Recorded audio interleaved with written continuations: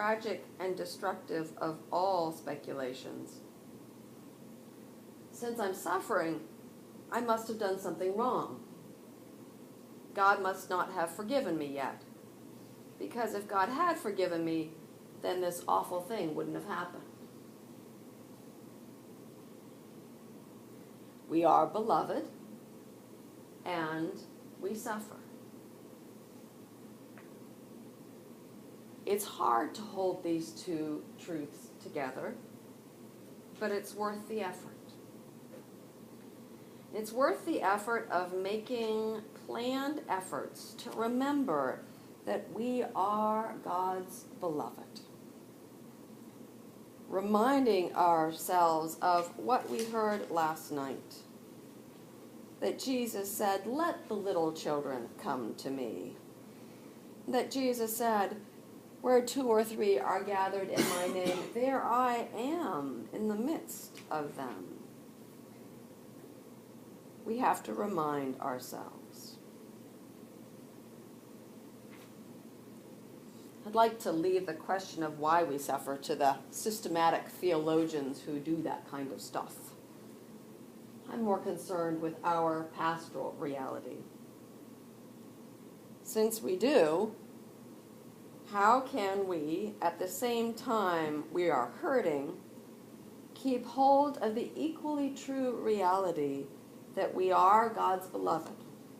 How can we build into our habits a practice of being the beloved, such that when the difficult days come, the pain we experience does not blot out the blessedness we feel?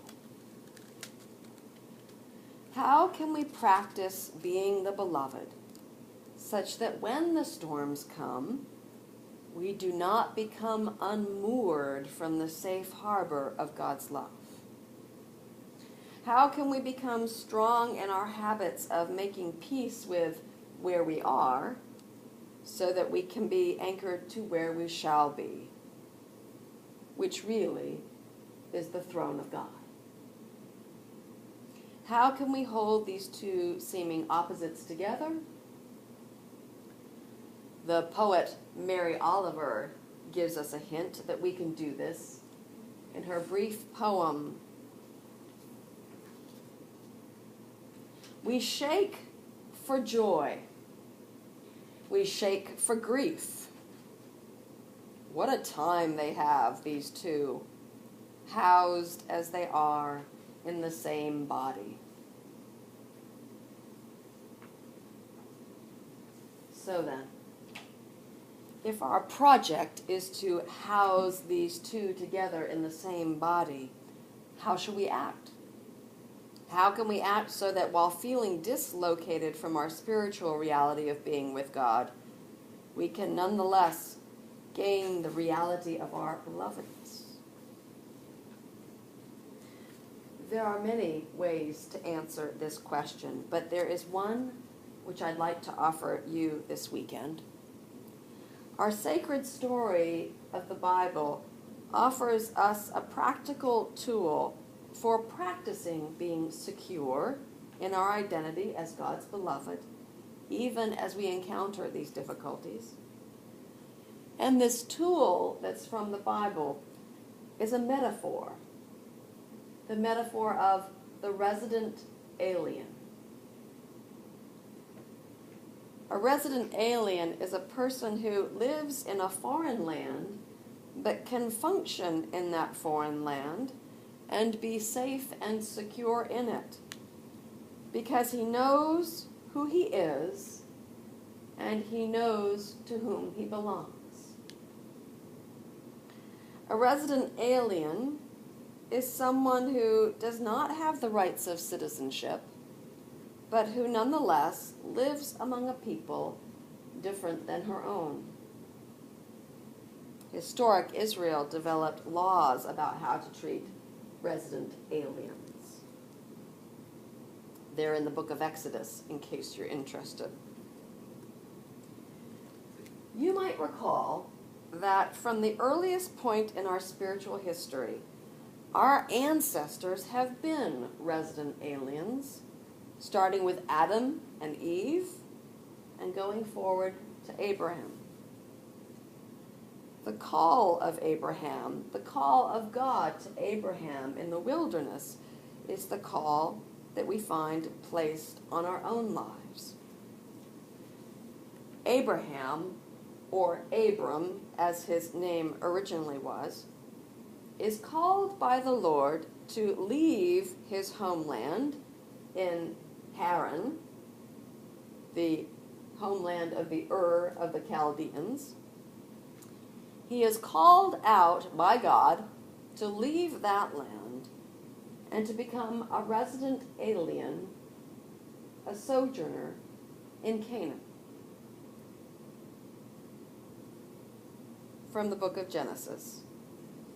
Go from your country and your kindred and your father's house to the land that I will show you.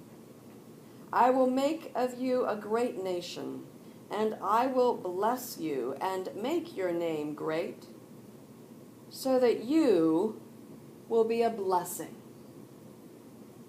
And in you all the families of the earth shall be blessed. When Abraham accepts the call to be a resident alien, he opens himself to blessing. Struggle and blessing go together. A nice illustration of this is Mary Oliver's poem, Mockingbirds.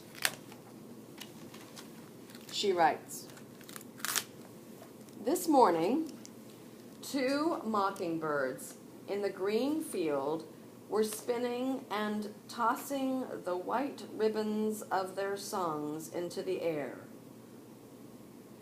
I had nothing better to do than listen. I mean this seriously.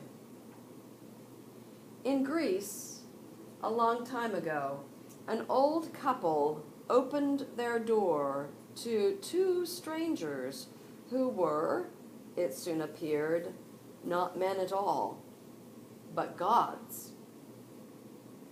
It is my favorite story.